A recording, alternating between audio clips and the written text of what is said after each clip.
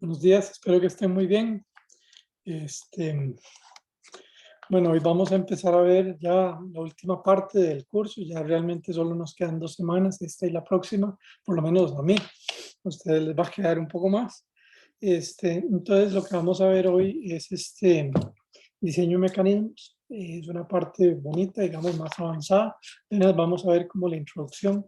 Diseño de mecanismos es cómo organiza uno algo, digamos, llamémoslo así, un juego, ¿verdad? Una actividad, para maximizar, digamos, lo que sea, el bienestar de uno o lo que fuera. La aplicación más, más bonita, o digamos, una de las más usadas en diseño de mecanismos es el diseño de subastas. Entonces vamos a ver en la segunda clase, cómo se hacen las subastas, y qué es lo que se ha encontrado de eso. O sea, ha habido muchísima investigación al respecto. Y entonces, bueno, eso nos vamos a sentar a ver. De hecho, las subastas vamos a verlas en dos capítulos, ¿verdad? Bien, no sé si antes de empezar tienen alguna pregunta, alguna cosa. Profe, Sí, disculpe, sí. ¿qué fecha era el examen? Perdón, es que no lo tengo anotado. Estaba en la carta del estudiante, José. Ah, ok, Sí, perfecto, sí. voy a revisar. Ya, Gracias. sí, ya, pero sí, ese sí, es para que lo sepas, que no la tengo por aquí. Ahora me fijo, pero entonces eso. Y bueno, y también que se acuerden de lo de, ¿cómo se llama? Del proyecto. ¿Ok? Bien, vamos a empezar. Entonces, lo que vamos a hacer en la primera sección, pues es un tema de qué es el diseño de mecanismos. Es un área que ha sido muy estudiada por economistas, han ganado muchos premios Nobel por ello, es muy interesante, ¿verdad? Entonces, bueno, vamos a ver cómo funciona esto.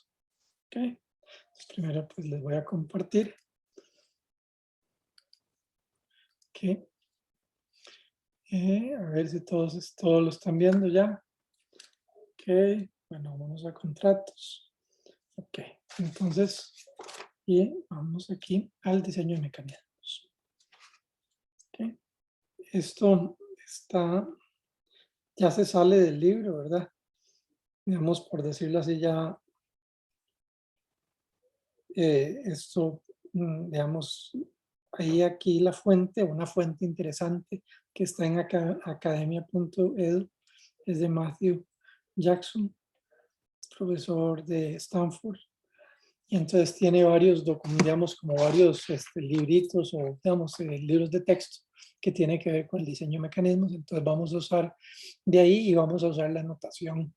Y ya van a ver que realmente no es muy distinto de lo que hemos visto en cuanto a notación de otras cosas. Y entonces, ¿qué es el diseño de mecanismos? Entonces, el diseño de mecanismos básicamente es diseñar un juego. Lo voy a poner entre comillas, ¿verdad? Pues no, digamos, a veces juego tiene la idea de que es una cosa como digamos, un teorema, digamos, el dilema del prisionero o algo así, ¿verdad? Pero aquí estamos hablando, por ejemplo, un juego puede ser una subasta. Yo soy, no sé, el Banco Central y quiero colocar bonos, entonces hago una subasta inversa, ¿verdad? Entonces ahí ellos, digamos, para vender los bonos o el tipo de cambio, digamos, eso se puede organizar de esa manera. Y entonces diseñar un juego para llegar a un resultado. Entonces, de hecho, bueno, resultado, por ejemplo, subastas. ¿Ok? No son los únicos ejemplos que existen, ¿verdad? Y entonces, ¿cuáles son los supuestos en teoría cuando hay un diseño de mecanismos? Entonces, los supuestos básicamente son 4. La primera es que los jugadores tienen preferencias sobre resultados. ¿Ok? Entonces, por ejemplo, si yo estoy haciendo una subasta, pues a mí lo que me interesa es ganar lo que se están vendiendo. Otro ejemplo de un mecanismo sería, por ejemplo, hacer un referendo. Me parece que hay un candidato ya que habló de hacer un referendo sobre el tren eléctrico, ¿verdad? Entonces, bueno, eso es un ejemplo también de un tipo de mecanismo, ¿verdad? Para decidir si se hace o no se hace un tren eléctrico. La otra cosa que se asume, muy típica de economía, es racionalidad.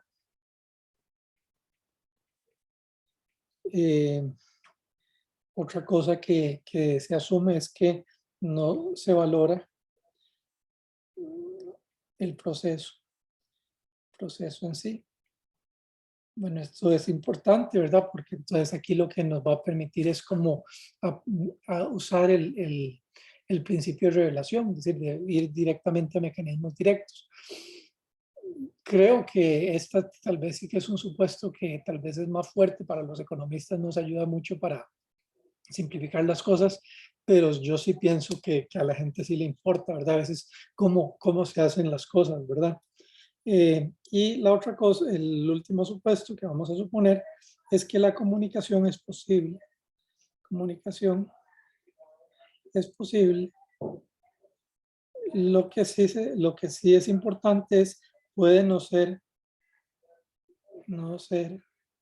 llamémoslo así, sincera, ¿verdad? Es decir, que yo puedo decir, no, yo tengo ojos verdes y pelo rubio, ¿verdad?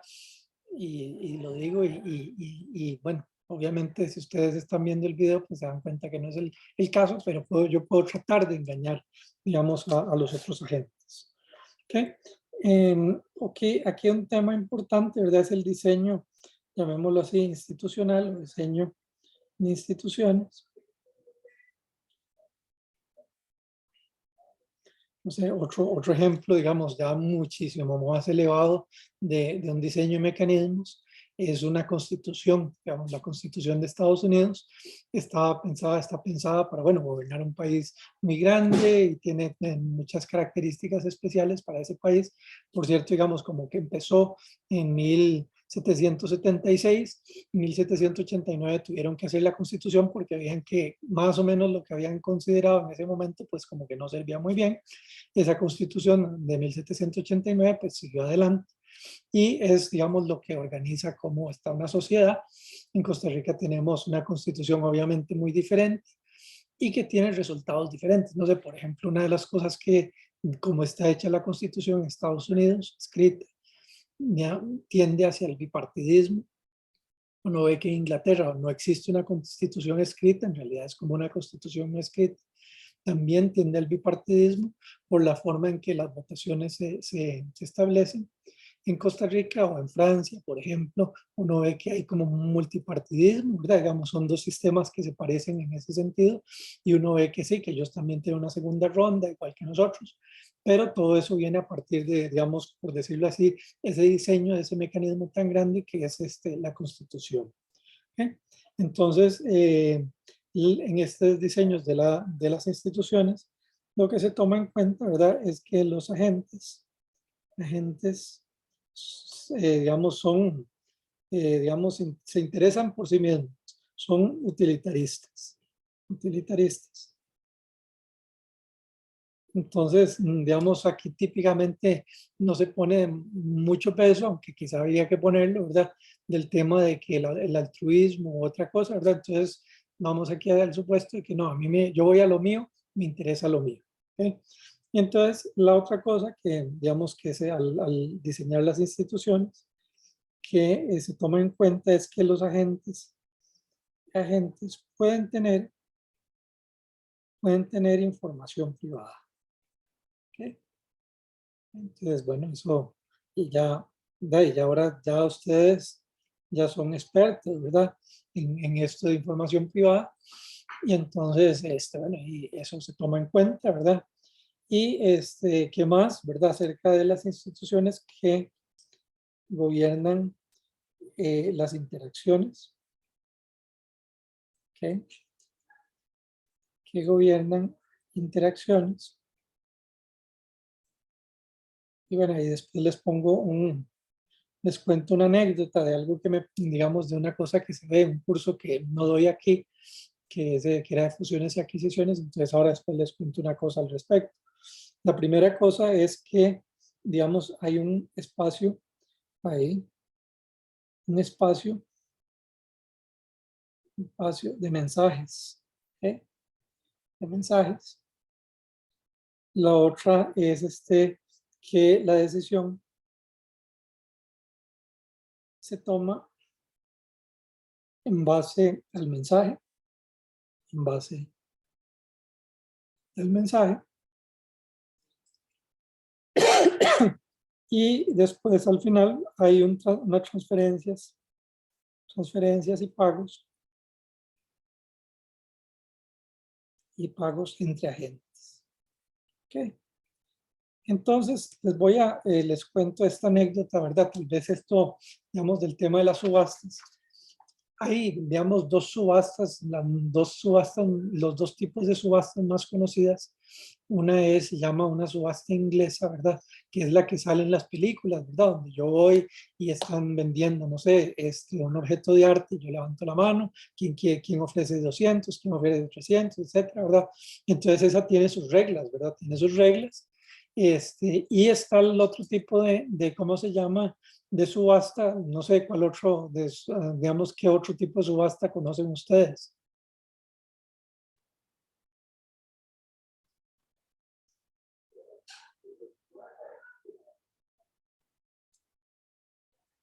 Digamos, si yo, bueno, ahora ha salido todo un tema, ¿verdad? Que en las licitaciones del gobierno, de la IA, ¿cómo son esas licitaciones? ¿Cómo, bueno, pues, suponiendo que uno no haga chanchullo?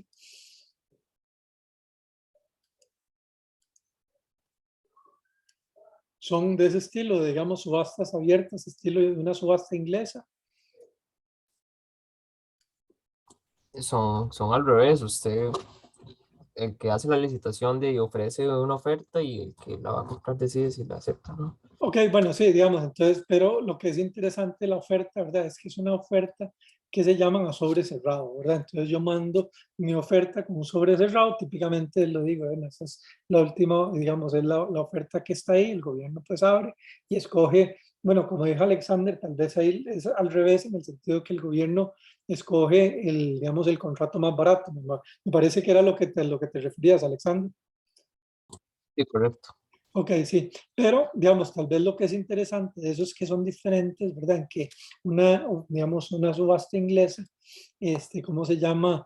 Es una subasta donde hey, voy interactuando con los otros, mientras que la otra es una subasta sobre sellado, que es la que estaba diciendo Alexander, entonces es una oferta última y final. Entonces les cuento la historia de un caso que, digamos, tocaba, que a mí, que veo, que se ve en ese curso de fusiones y adquisiciones, y es que es digamos, una junta directiva de una empresa, se llama RJR Navisco, tenían cigarros y también, bueno, toda la parte de Navisco. Y entonces ellos, digamos, habían varias ofertas por esa empresa, y la junta directiva dijo, no, yo lo que voy a hacer es una, digamos, subasta por la empresa a sobre cerrado. Y, digamos, ellos lo que hicieron fue decir, ok, démeme su mejor y última oferta, ¿verdad? Y entonces lo que pasó, que fue interesante en ese caso, es que algunos siguieron las reglas, otros no, otros dijeron, yo sé que la junta directiva no va a poder, digamos, si una vez que se revelen los precios digamos, que salgan del sobre cerrado, yo sé que la junta directiva, casi por un tema fiduciario, es decir, que los pueden demandar o lo que sea, no puede negarse si yo le hago después una oferta más alta. Entonces, de hecho, digamos, aunque, digamos, la junta directiva hubiera diseñado la subasta como una digamos, de sobresellado, en realidad, digamos, y los que sabían, ¿verdad? Que eran, digamos, estos que llaman KKR, ¿verdad? Que eran los que, hay una película, hay un libro que se llama Bárbaros en las puertas, ¿verdad? Y entonces ellos lo que hicieron fue decir, bueno, no, yo voy a hacer una oferta en el sobre no muy buena, y una vez que salgan las ofertas, yo voy a mejorar la mejor y ya está, ¿verdad? Para, digamos, entonces, lo que quiero decir con esto es que a veces uno diseña los mecanismos y se le sale de las manos, ¿verdad? Se le sale de las manos y a lo mejor los otros también saben al respecto. ¿Ok? Ok, no sé si tienen preguntas acerca de lo que hemos visto hasta el momento. Todo está claro. Bien, bueno, entonces ahora lo que vamos a ver es, digamos, la introducción general, ¿verdad? Cómo se especifica esto, cuál es la terminología, etcétera, ¿verdad? Entonces, y los resultados, ¿verdad? Entonces, este es digamos, el modelo general, ¿verdad? Que se usa para este mundo, ¿verdad? Entonces vamos a tener, primero que nada, individuos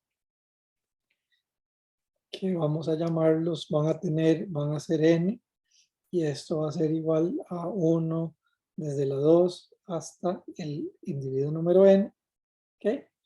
Y son, digamos, genéricos. Vamos a tener también decisiones, digamos que van a ser de prima en un conjunto de posibles decisiones. No sé, por ejemplo, podría ser si se gana ese candidato que ofreció hacer un referendo sobre el tren eléctrico. Entonces mi decisión podría ser voto a favor, un 1, o voto en contra, un 0, ¿verdad? Entonces esas serían digamos, las decisiones que yo podría ofrecer. El D puede ser continuo,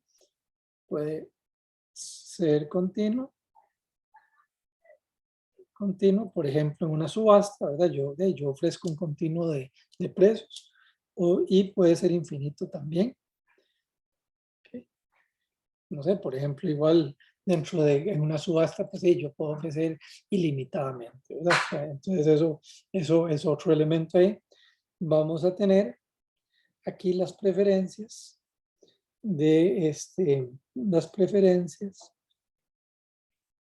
e información, ¿verdad? Información, cómo van a ser ellas, ¿ok?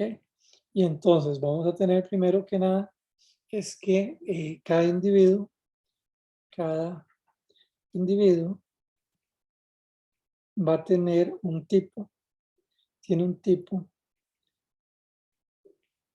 cita i dentro de un posible conjunto de tipos que hay, ¿verdad? Para ese, digamos, y aquí, sí, digamos, es un poquito más general que lo que hemos visto en otros aspectos, es decir, que, digamos, hay varios tipos para mí, ¿verdad? Es decir, no sé, Miguel Cantillo, profesor de la UCR, bueno, tiene estos posibles tipos, ¿verdad? Ernesto, que es un estudiante de la UCR, podría tener otros tipos que son diferentes, ¿verdad? Y así por el estilo, cada uno de nosotros, ¿ok?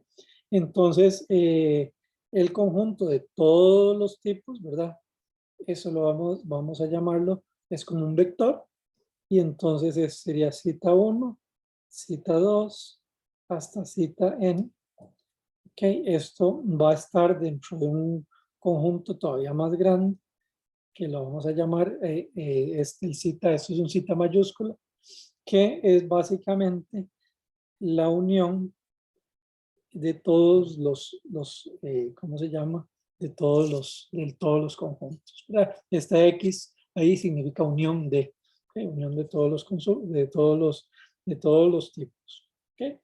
Y entonces aquí lo que vamos a tener además es para cada individuo va a tener unas preferencias que va a ser V y, digamos, va a ser para ese tipo, va a depender de la decisión que tomó y va a depender también de su tipo. Son como las dos cosas que, digamos, que pasan. Entonces, esta es preferencias sobre decisiones. ¿Ok? ¿Ok? Sí, vamos a ver aquí una cosa que es interesante. Sí, V de I depende del tipo, ¿verdad? De cita I. Entonces, estamos en lo que se llama digamos, esto se llama de valores privados. Valores privados. Ok, entonces ahora después cuando veamos ¿cómo se llama? Las subastas, vamos a ver digamos, ¿qué es eso? Digamos, tal vez para resumirles imagínense que hay una obra de arte, y esa obra de arte para cada uno de ustedes va a valer distinto, ¿ve? Porque depende de su apreciación del arte. Entonces ahí uno puede decir, bueno, ese mundo pues se parece uno de valores privados, depende de cada uno de cuánto lo valore. Hay otros ejemplos, por ejemplo, un bono que se subasta, Y entonces ahí posiblemente, digamos, ustedes y yo no vamos a tener una preferencia de que, no, este bono me gusta, entonces voy a pagar más por él. Va a depender, digamos, eso se llama de valores comunes. Digamos, entonces ahí, digamos, esa es ese mundo. ¿Ok? No sé si tienen preguntas al respecto de lo que hemos visto hasta ahora. Ok. Bueno, entonces ahora vamos a ver 3 ejemplos de estos, digamos, de los mecanismos. 3 ejemplos. Ok. Y bueno, esto obviamente es, digamos, un posible ejemplo, ¿verdad? Número 1, un proyecto público, digamos, dígase un tren eléctrico. Que bueno, ahora se está hablando mucho en Costa Rica, ¿verdad? De ese tren eléctrico.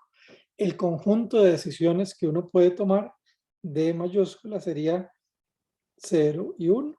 Es decir, 0 es, no, yo estoy en contra del tren eléctrico. 1 es, sí, no, yo estoy a favor del tren eléctrico. ¿Ok? Entonces, el tren, entonces, lo que dice es lo siguiente. Si hay un proyecto, si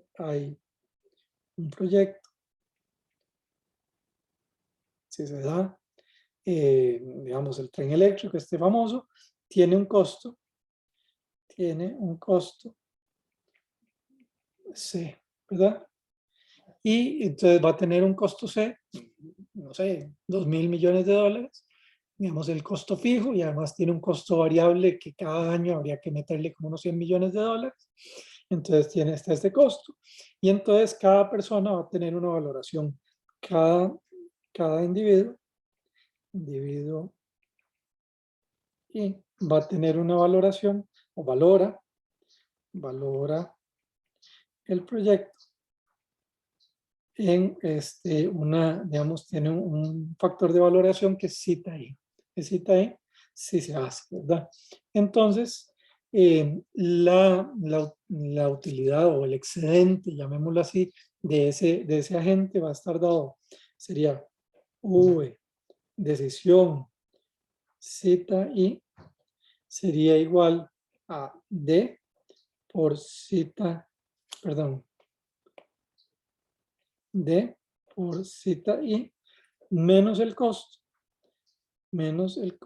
se vean que aquí se multiplica la D, ¿verdad? Si no se hace, pues es 0 por C, y lo voy a dividir entre el número de agentes. Digamos, aquí vamos a suponer que cada agente cobra, paga una proporción igual del costo, ¿ok?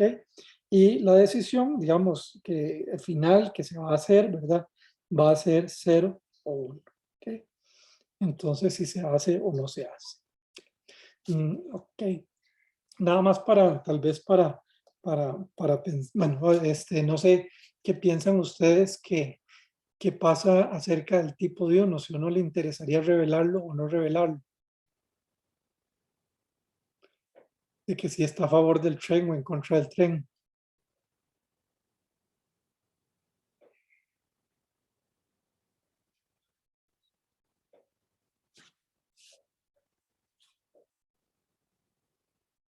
Bueno, ok, si no, entonces vamos a ver, si no, vamos a ver otro ejemplo, que sería un bien público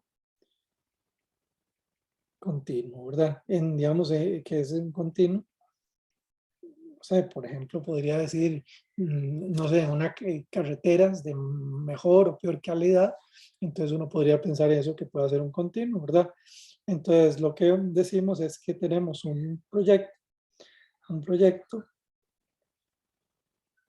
tiene una escala,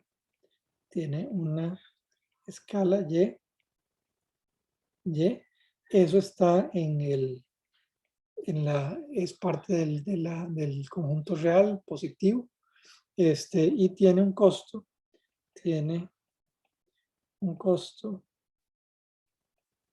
C de Y en total, que digamos, cada agente paga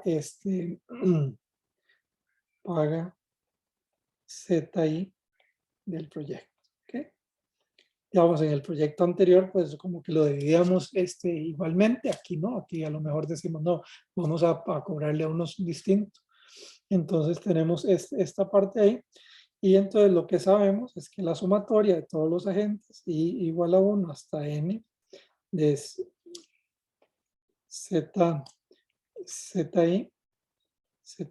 tiene que ser igual a CDY, ¿verdad? Entonces, vamos ahí nos repartimos cómo se paga. Y cada agente tiene una utilidad, tiene utilidad o el excedente V, Y, ZI, que va a ser igual a Y por ZI menos ZI. Entonces tiene ahí nada más, tal vez una cosa, es un tema técnico, ¿verdad? En ambas utilidades, vean que el dinero como que salió, digamos, se le quita directamente. Eso se parece, digamos, uno a veces ve un excedente del consumidor y le quita un pago. Ese tipo de utilidades se llaman cuasilineares, ¿verdad? Porque yo le quito el dinero directamente ya de la valoración que yo le tengo ahí. Esa es, por decirlo así, la justificación. Se usa mucho para digamos, diseño de mecanismos porque si no se vuelve muy complicado, digamos, encontrar, digamos, una solución. Entonces, normalmente se trabaja con este mundo, digamos, de utilidades cuasilineares. Entonces, otro ejemplo, ¿verdad? Digamos, de un mecanismo sería una subasta de un bien no dividible. ¿Ok? No divisible, bueno, sí, mejor pongamos divisible, ¿verdad? Divisible, no divisible.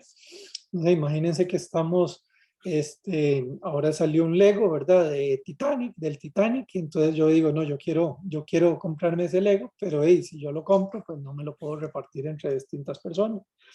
Y entonces, lo que vamos a tener es que el set de decisiones para cada, va a ser un poco más complicado, va a ser las decisiones, digamos, de a quién se queda con ese Lego en esa subasta.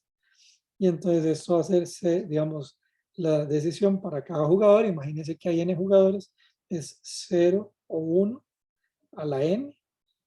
¿Okay? Entonces, bueno, y esto sería para un jugador dado.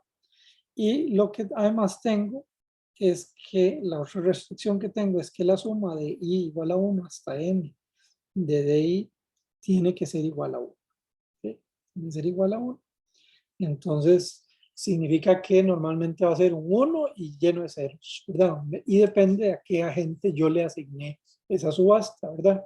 Entonces, y si, digamos, si de I igual a 1, entonces I es el que ganó el premio o digamos el premio, digámoslo así, premio o el producto. Okay, bien. Y aquí, digamos, la utilidad de la gente va a estar dada por la siguiente, va a ser V de I, cita I, va a ser igual a DI, si lo obtuve o no lo obtuve, y si lo obtuve, bueno, lo valoro en cita I, pero tengo que pagar un precio P. Entonces ahí tengo esta utilidad de ese estilo. ¿Sí? Preguntas acerca de estos ejemplos. Profe, Sí, para responder la pregunta del primer ejemplo, sí, eh, no le serviría revelar su tipo, porque en el momento que lo revelen le van a cobrar esa porción C entre N. sí, sí, digamos, entonces sí, y además aquí lo hice como muy sencillo, pero digamos, típicamente lo que va a pasar es que sí, que me va a cobrar más cuando yo revele entonces a mí, si me gusta, no quisiera revelarlo, digamos, ese es un tema. Y si no me gusta, ¿me gustaría revelar eso o no?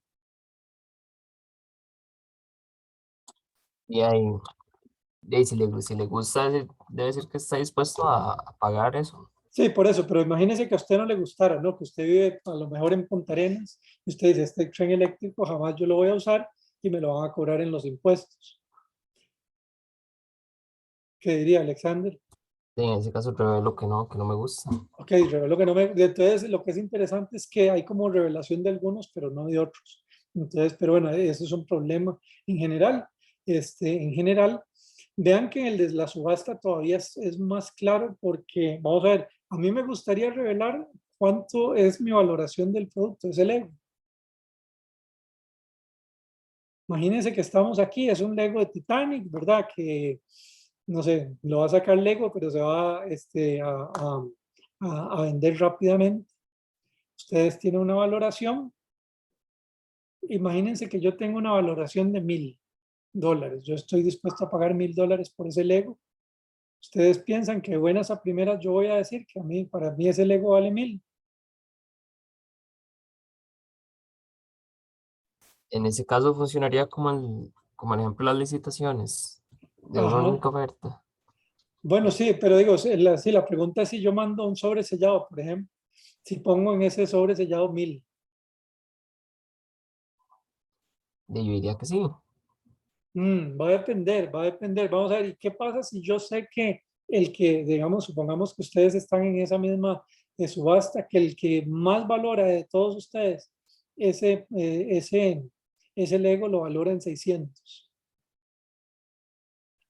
Profe, no hay como un tema de, que en inglés se conoce como the curse of the winner, que es como que voy a Vamos a ver terminar eso. pagando más. Vamos a ver eso. Bueno, hay un problema, ese es un tipo de problema, pero digamos, imagínense eso de nuevo, que yo digo, no, y yo sé que usted, digamos, yo creo que el que más valora este Lego lo valora en 600.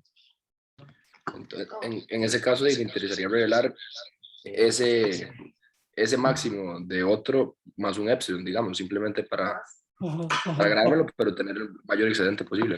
Sí, exacto. Entonces, bueno, tal vez la pregunta que dice Alexander es que va a depender de las reglas de la subasta. Y entonces, pero como está diciendo Ernesto, en general, si es una subasta como sobresellado o una subasta inglesa, yo lo que quiero es ofrecer el precio del segundo más un epsilon. Por eso se le llama a esas subastas de segundo precio, curiosamente, porque uno se espera hasta el otro a ver qué pasa. Bueno, perdón, la inglesa se llama de segundo precio. La de, digamos, a sobresellado, yo tengo que más o menos calcular quién me puede ganar y entonces ofrecer un poquito más que él. Vamos a ver que al final todas estas, o las subastas más comunes, tienen, digamos, son equivalentes bajo ciertos supuestos. ¿Ok?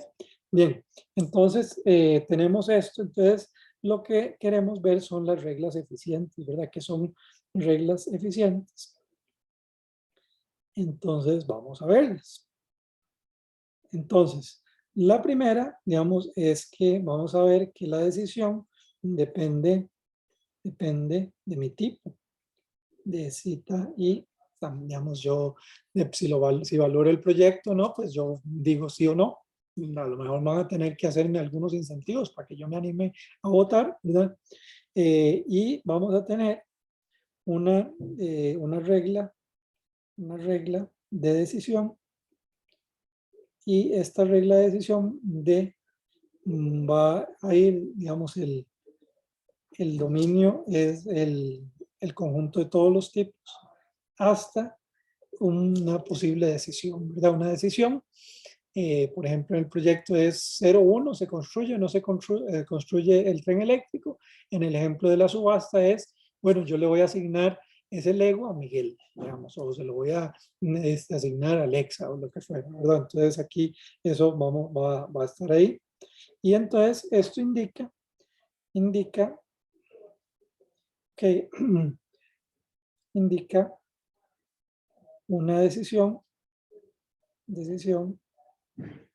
en base al tipo, en base al tipo. Y esta la vamos a llamar de cita. Acuérdense que este cita era un vector, ¿verdad? Un vector no es solo, digamos, el cita de cada individuo, sino el conjunto de citas que salieron aquí de esta economía. ¿Okay? Entonces, Aquí lo que decimos, y esta es una definición bastante sencilla o conocida por ustedes, ¿verdad? Entonces, se dice una decisión, ahora tal vez mejor que una decisión, una regla de decisión, una regla de decisión es eficiente sí, solo sí, sí, y solo sí. Y entonces pasa lo siguiente, que la sumatoria de todas las utilidades, desde cita y el cita específico mío, los sumo todos, ¿verdad? Va a ser mayor o igual que la utilidad que yo tendría si yo tomo otra decisión, ¿ok? Otra decisión para todos los tipos y para todas las posibles decisiones que hay aquí. Y entonces, bueno, nada más para ver también un detalle técnico de esto, ¿verdad?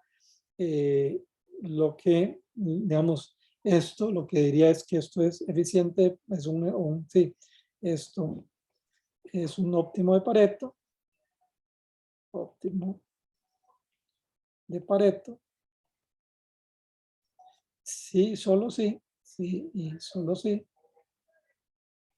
Las utilidades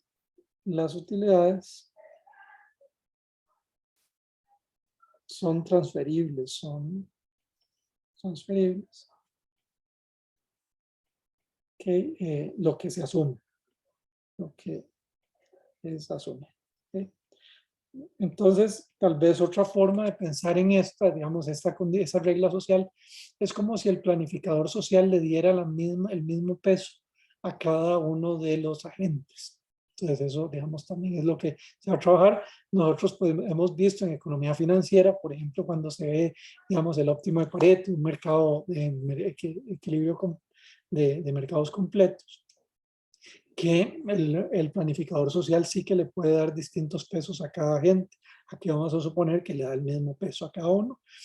Y sinceramente, digamos, es un poco pensando de que, como digamos, si uno no sabe nada, pues uno pensaría así, yo le tengo que dar el mismo peso a cada persona.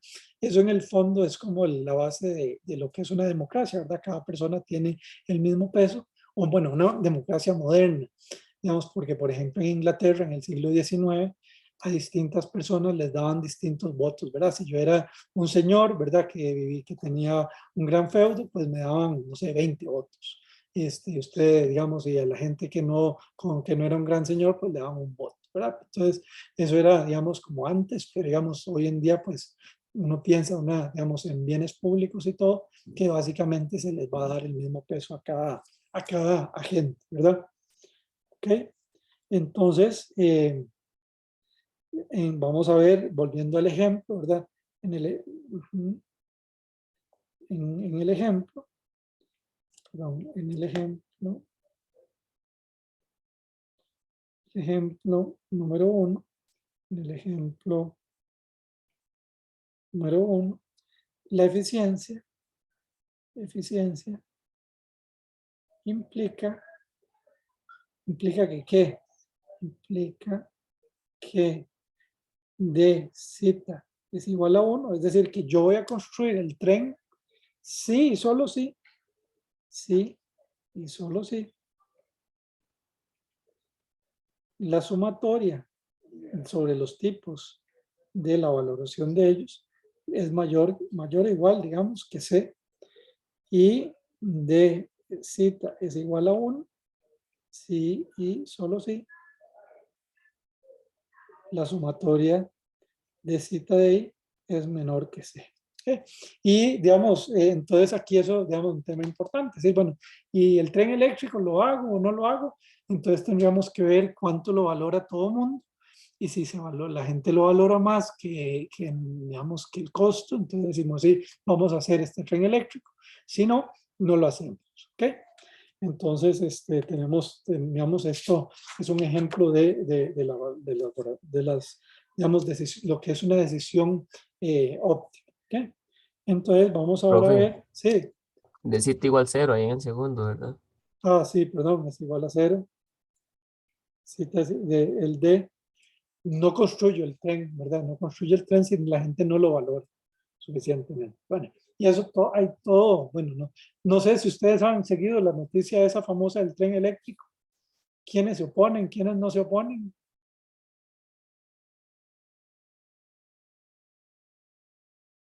No, yo no he visto nada de eso, profe. No han visto nada de eso. Bueno, Sí, yo tampoco. ok, bueno. Bueno, pues todo ahí está, se están agarrando el moño, ¿verdad? Entre todos los políticos y además, claro, ya además agarró en época preelectoral, entonces tiene mucho, digamos, como que la gente está más agarrada de la cuenta. ¿Ok?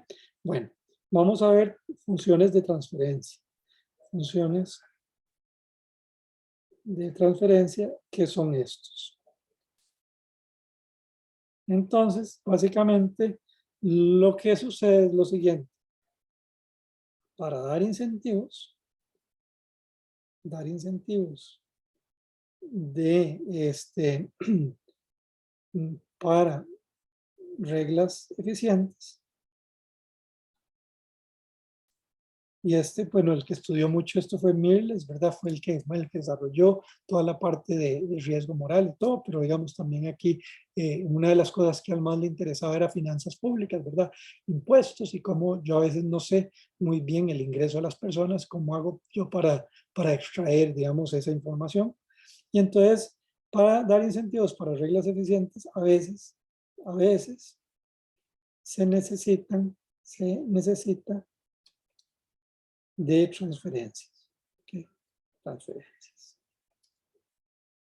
Entonces, no sé, para ponerles un ejemplo, ¿verdad?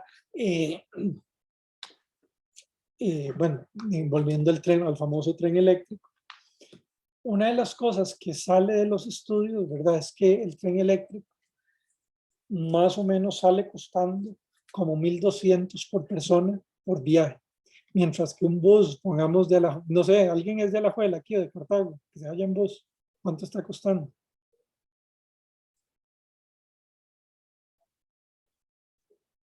El de Cartago sale como 600, creo. Okay. Bueno, entonces imagínense que usted viene de Cartago a San José y el costo operativo del tren sale como 1.200 versus el bus que le cuesta 600. Alexander, ¿usted qué pensaría?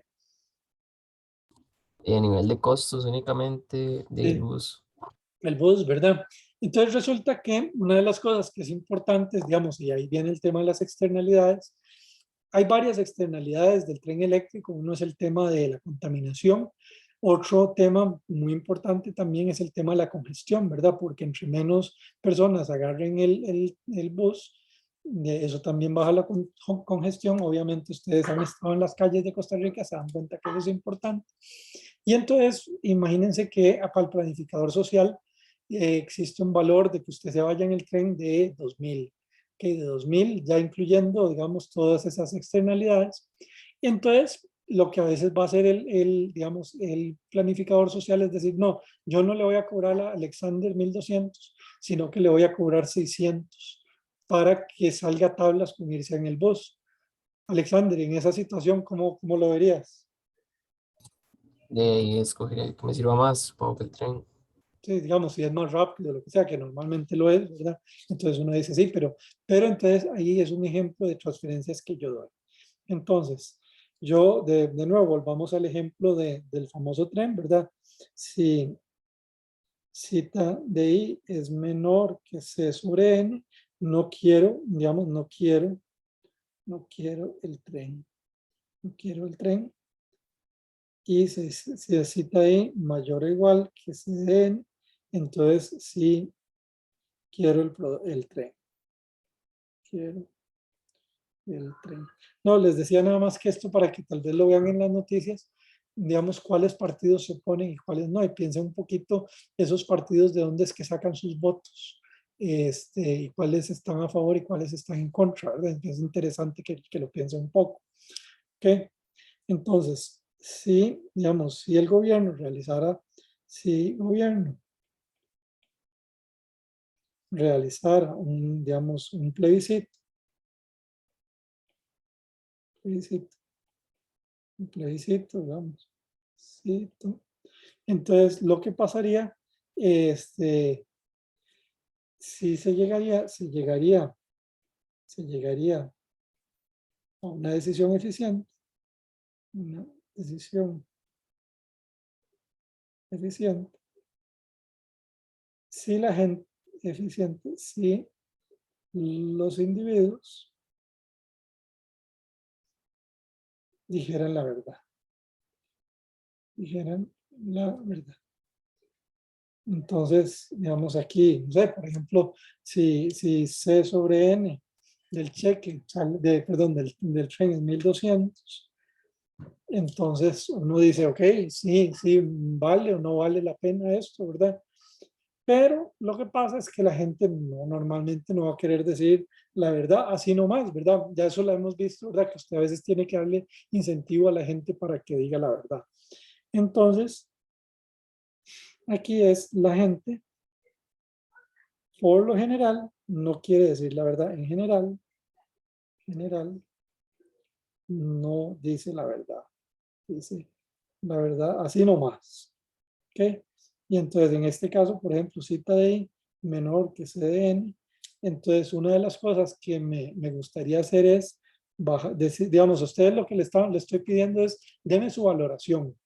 Deme su valoración. Entonces, imagínense que yo le digo a Alexander, ¿cuál es su valoración? Digamos, usted dice, mi valoración de este tren, por todo lo que le acabo de explicar, es de 1500 y esto es de 1200.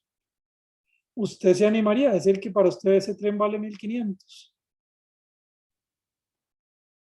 No, ¿Por qué, Alexander? sí, porque me puedo ganar 300. Sí, porque me van a cobrar 1500. ¿Ve? De hecho, y eso es también interesante, yo el otro día estaba viendo estudios de eso que a veces le preguntan a la gente qué valore, en cuánto valora un parque nacional. Entonces, obviamente también la gente empieza a bajar ¿cómo se llama? Su valoración, porque se sale que la gente lo valora un montón, diría no sé, Playa Ballena, y entonces uno tiene el miedo que vayan a subir el precio de eso, ¿verdad? Entonces, está ahí. Entonces ahí lo que quiero hacer es subvalorar mi tip, ¿ok? Y ahora imagínense que usted dice, estoy en una situación, digamos, en una situación que, perdón, digamos, bueno, este es aquí, por ejemplo, si yo, este es otro ejemplo, C sobre N.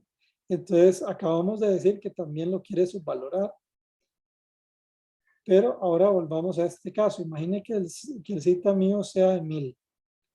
Yo lo valoro en 1000 este tren, porque yo vivo a lo mejor en Punta Arenas, pero de vez en cuando voy a San José y cuando voy, pues para mí vale 1000. ¿Qué pasaría para el tipo que lo valora en 1000? ¿Qué le gustaría decir?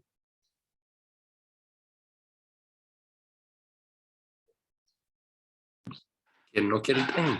Que no quiere el tren, pero digo, en vez ¿va a reportar 1000 o va a reportar, no sé, 500 o 0?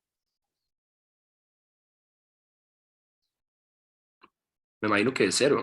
Sí, uno dice, ese tren no me sirve para nada, yo no lo valoro, ¿verdad? Porque con eso, digamos, si uno ahí piensen como es como una especie de intensidad del voto, uno dice, no, con una intensidad más fuerte me traigo abajo el tren, ¿verdad? Que no, de todas maneras no me sirve para lo que cuesta.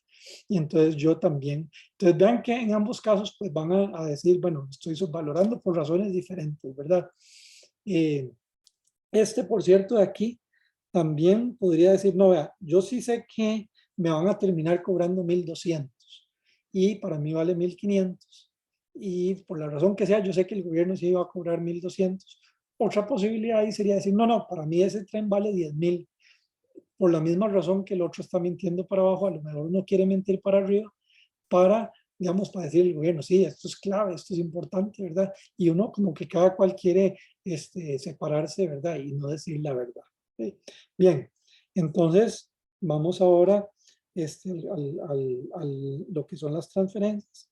Las transferencias es una función que va desde los tipos hasta el RN. Vea que la línea real aquí incluye negativos. Entonces, digamos, es una función de transferencia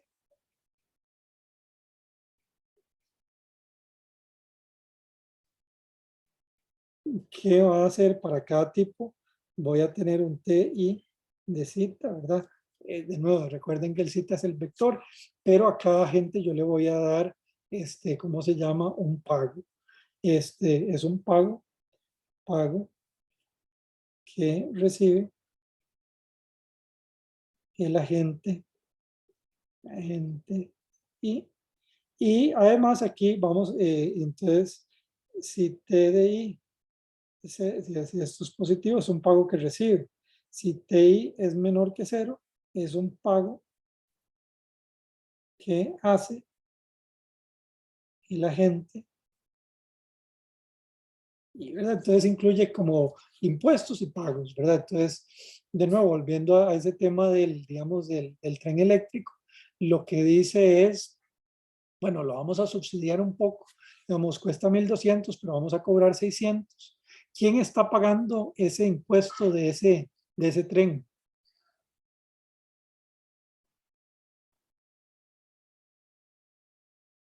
Estoy subsidiando, por supuesto, digamos, a la gente que se monta en el tren. Alexander, supongamos que dijo que se iba a ir en el tren. ¿Quién pagaría por ese tren? Porque ahí esa plata tiene que salir de algún lado.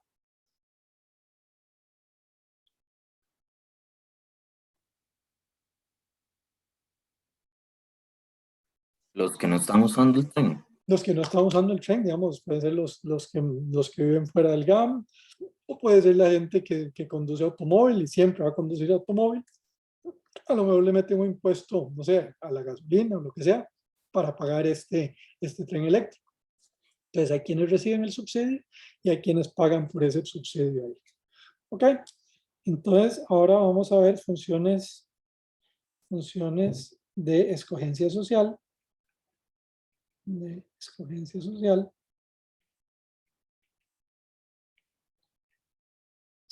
Y entonces lo que vamos a decir, bueno, ¿qué es esa función de escogencia social? Es una función que va a depender de este vector de tipos y que en base a ese vector de tipos me va a decir, va a tomar una decisión, construyo o no construyo el tren eléctrico y una serie de transferencias de cita. De nuevo, este cita es todo un vector, es una función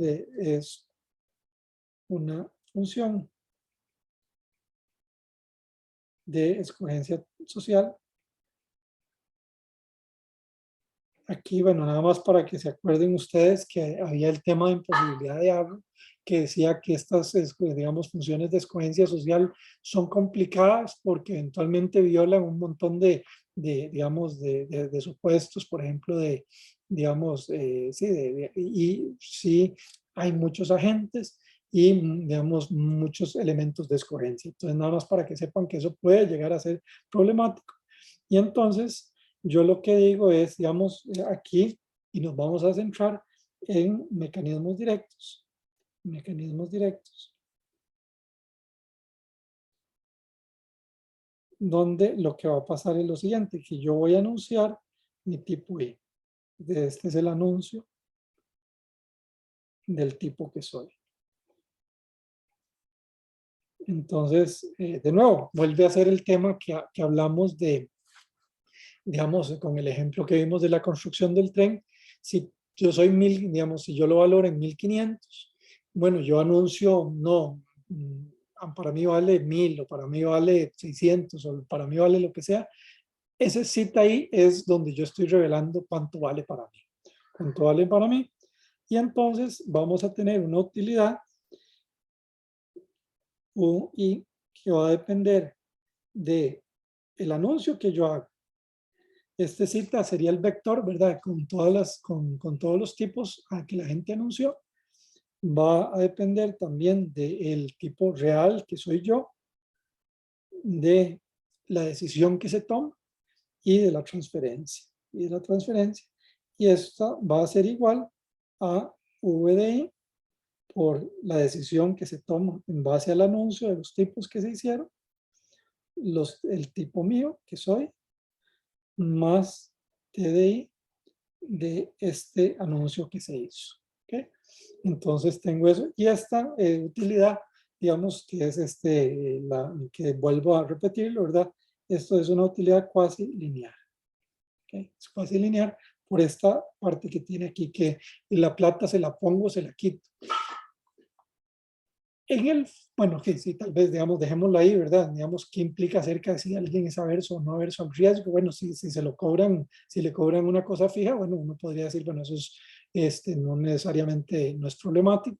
Si esto fuera con una serie de probabilidades, en el fondo están asumiendo que yo soy neutral riesgo, ¿verdad? Entonces, bueno, eso es todo un tema ahí, ¿verdad? Entonces, lo que vamos a ver ahora también es la factibilidad. Factibilidad y balance. ¿Qué significan estos? Entonces, lo que decimos es, bueno, estos impuestos son factibles de cita. Es factible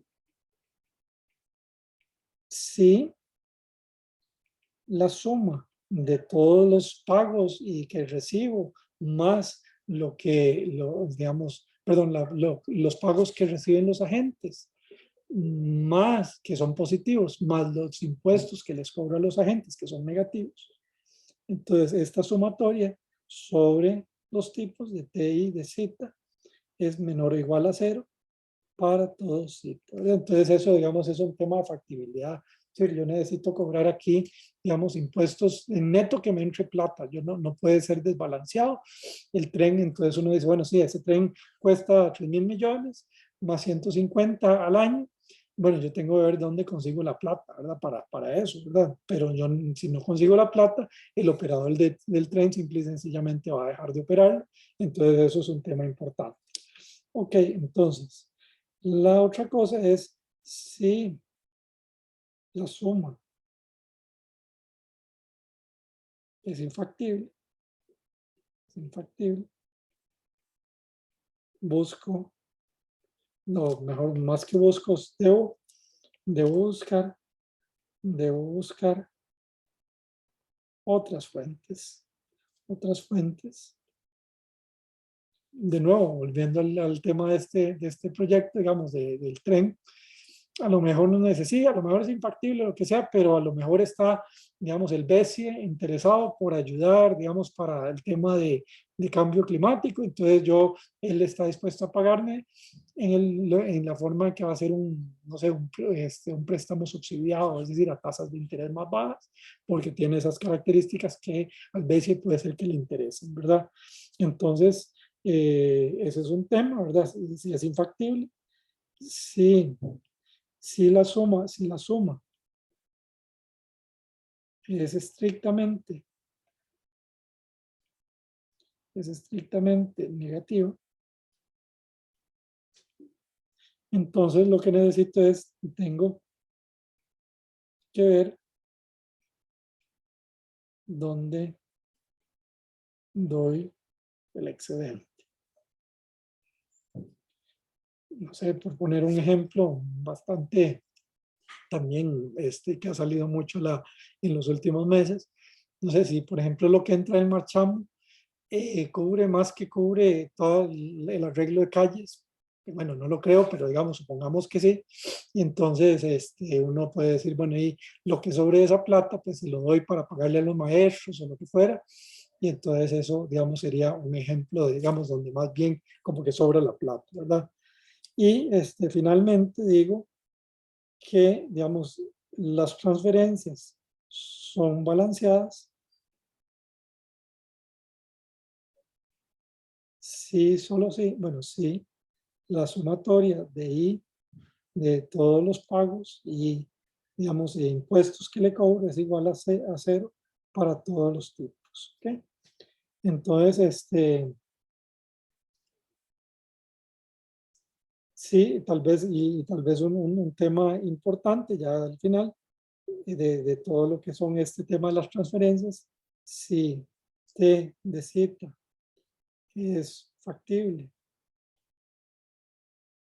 pero no balanceado, esto sería, bueno, digamos, el caso 3. Entonces, esto impone un costo social, ¿verdad? Porque no sé, al final no solo viene el costo del tren, ¿verdad? Que es lo que costaba, sino que además les voy a tener que cobrar impuestos más allá del costo del tren para dar, digamos, para que fuera eficiente, y eso puede pasar, ¿verdad? Y eso también es interesante a veces planteárselo, y eso en finanzas públicas se plantea, es decir, bueno, es que los impuestos generan una distorsión y esa distorsión afecta, digamos, también el bien social, aunque sea el tren que vale la pena hacerlo, pero bueno, ahí va a haber una pequeña o grande distorsión, depende de cómo yo financie el proyecto con esas transferencias. ¿Ok? Preguntas. Okay. Bueno, entonces ahora lo que vamos a ver es qué es un mecanismo. ¿Qué es un mecanismo? Okay. Entonces el mecanismo, vamos a empezar, digamos, en general, y después vamos a ver mecanismos directos. Entonces, el mecanismo va a constar de dos cosas. M, que son los posibles mensajes que ustedes me dicen, y G, es los posibles resultados que yo voy a hacer. Entonces, donde M mayúscula es un conjunto que es la unión de varios, digamos, varios espacios de mensajes que me pueden mandar, un espacio de mensajes, y G es una función que va desde el mensaje que me enviaron hasta una decisión por Rn. Entonces aquí nada más es una decisión de en D, y una serie de transferencias.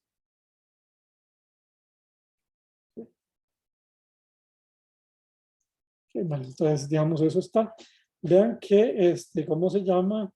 Esto está más general, porque yo puedo decirle, no, ustedes, en vez de decirme cuánto lo valoran, pueden decirme otra cosa, ¿verdad? Y ya en base a eso, pues yo decido qué hacer. Esto es un, digamos, una especie, es un tipo de juego, digamos, de juego, que una vez especificado, que una vez especificado, se juega. ¿Okay? Y como les dije con el ejemplo, a veces, digamos, uno, digamos, hace un juego y piensa que así va a salir, pero se le puede salir la gente del canasto. El ejemplo que les ponía era el de esta compra de R.J. Nabisco, donde dijeron, no, vamos a hacer un juego de subastas de sobresellado. Y los oferentes dijeron, no, esto no es muy creíble, voy a hacer yo sé que al final esto va a terminar siendo como una subasta inglesa, y se salieron del canasto, ¿verdad? Entonces, bueno, uno también tiene que pensar si esto es creíble o no es creíble, ¿verdad? Digamos, si puedo hacerlo. En el caso de, digamos, de la venta de una empresa es muy difícil, pero, por ejemplo, si yo lo que estoy vendiendo es una obra de arte en Sotheby's o Christie's, pues sí, yo digo, no, aquí es una oferta de sobresellado, sí o sí, o una oferta del gobierno, porque yo no puedo cambiar, porque si no me va a caer encima la Contraloría. ¿Sí? Bueno, entonces, hay distintos tipos de mecanismos que se pueden, digamos, o sí, soluciones para de los mecanismos. Entonces vamos a ver dos tipos, ¿verdad? Entonces, mecanismos. Vamos a ver los mecanismos de estrategias dominantes. Okay. Entonces, por ejemplo, digamos, para que se recuerden de estrategias dominantes, una era el dilema del prisionero. En el dilema de los prisioneros, para cada uno de ellos es una estrategia dominante, es cantar al otro, ¿verdad? Es decir, no, si el otro fue, y digamos, independientemente de qué haga el otro. ¿Okay? Entonces, eso es un ejemplo de estrategias dominantes. Entonces, aquí lo que dice esto es lo siguiente: un resultado del juego por estrategias dominantes se llega por estrategias dominantes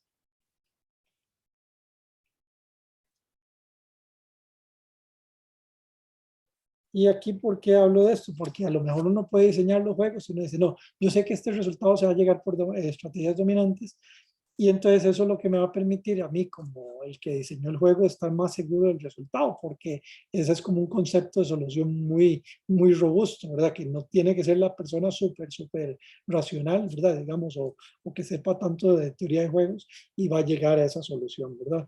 Entonces, este es el concepto más robusto, y pone menos estrés a racionalidad de los agentes. ¿Okay? Porque tal vez aquí, nada más les cuento un poco qué ha pasado cuando se han hecho estudios de teoría de juegos, ¿verdad? Decir, bueno, este juego sale así, así, así. Lo que se ve es que en la práctica todos los otros juegos, es que sí, digamos, por ejemplo, los equilibrios bayesianos perfectos y todo eso, es muy difícil que peguen, ¿verdad? Muy difícil que en la práctica la gente pegue porque tiene que tener un nivel, la gente, básicamente me parece que los únicos que llegaban a una solución, un equilibrio bayesiano de una manera regular, eran o la gente que había estudiado economía, o los psicópatas, ¿verdad? Que bueno, eso asusta un poco, ¿verdad? Pensar que estamos ahí en esa compañía, ¿verdad? El resto de la gente no pegaba, ¿verdad? Pero si uno lo hace por estrategias dominantes, uno va a estar más seguro que cualquier persona va a llegar a esa solución, ¿ok? Entonces, la definición es la siguiente, es una estrategia MI, digamos, de los mensajes que yo puedo mandar, es dominante, sí, para cada cita ahí que tengo ahí, resulta que la utilidad, bueno, vamos, sí, la utilidad de la decisión, digamos, primero está la decisión, que va a depender de qué es lo que hagan los otros y qué es lo que yo diga,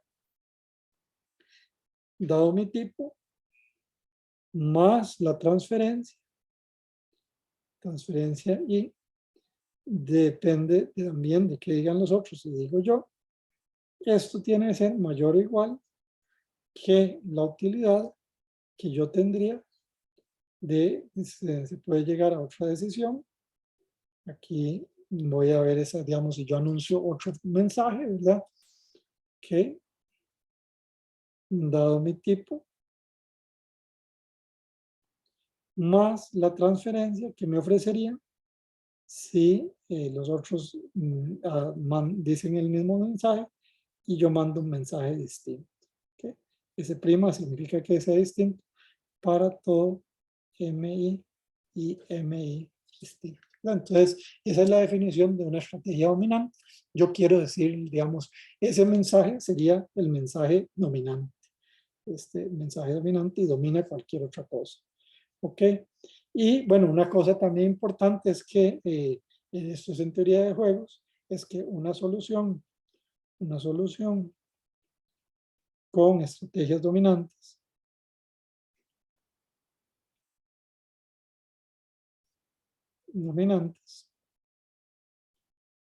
no siempre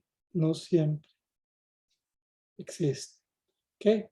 Un ejemplo, digamos, donde no existe estrategia dominante es el juego. No sé si ustedes han visto lo que se llama la guerra de los sexos. Ese juego,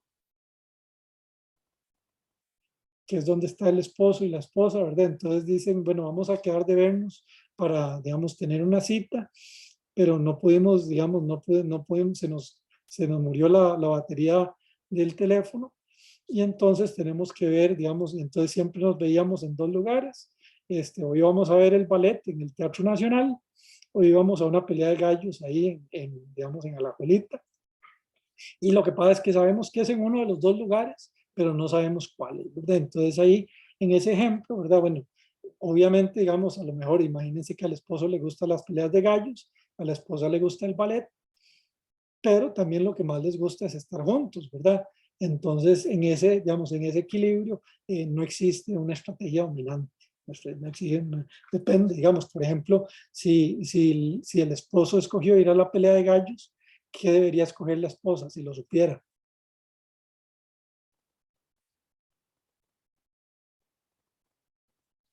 Acompañarlo. Sí, ir a la pelea de gallos, ¿verdad? Y si el esposo escogió ir al ballet, a la esposa también lo que le sirve es ir al ballet. Entonces vean que ahí la estrategia de ir al ballet o ir digamos, a la pelea de gallos no es dominante, ¿sí? Entonces ese es un ejemplo como muy típico, ¿verdad? Digamos, donde no existen resultados, digamos, solución, ¿verdad? De estrategias dominantes.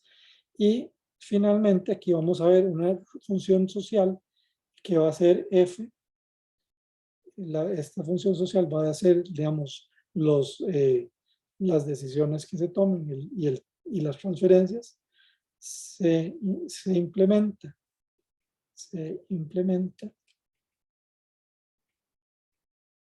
en estrategias dominantes.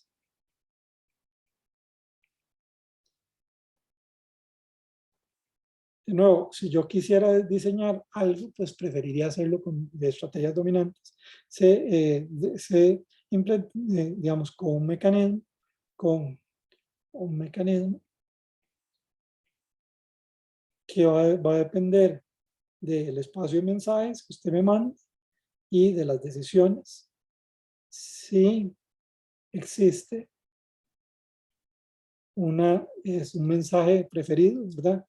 Que va a depender de todos los posibles tipos que yo tengo hasta MI, tal que ese mensaje que yo estoy mandando para mi tipo es una estrategia dominante. ¿Okay? Y entonces yo digo, bueno, y lo que va a suceder es de que va a ser la decisión en base al mensaje. Bueno, eso es lo que bueno, voy a tomar esa decisión. Entonces, ya terminamos y vamos a ver esto en unos pocos minutos. Otro, digamos, mecanismos directos. Y el principio de revelación. Esto, bueno, ya lo hemos hablado anteriormente, pero bueno, ahora lo vamos a ver en este contexto, ¿verdad? Entonces, la función social de decisión era dependía de dos cosas, ¿verdad? Uno es la decisión que se toma y las transferencias que yo hago. Se puede ver como un mecanismo directo, que tal vez acuérdense que este mecanismo directo tenía, bueno, el mensaje y todas las transferencias, donde, donde yo lo que voy a hacer, voy a decir, vea, el espacio de mensajes que yo le voy a pedir a usted es directamente que usted me revele su tip. Entonces, ok, revéleme directamente su tip. Y yo la otra cosa que voy a hacer es que la decisión mía que voy a tomar MZip va a ser directamente digamos, digamos esa decisión, digamos, mía que voy a hacer. Que aquí nada más para verlo, digamos, un mecanismo puede ser tanto directo como de estrategias dominantes. Entonces, un mecanismo directo de estrategias dominantes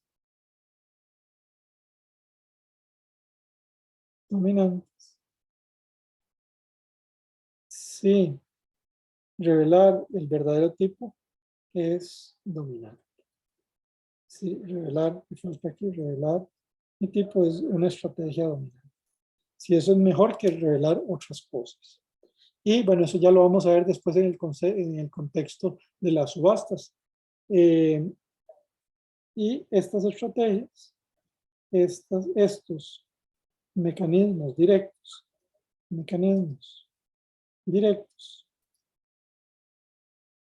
y su uso son el principio de revelación.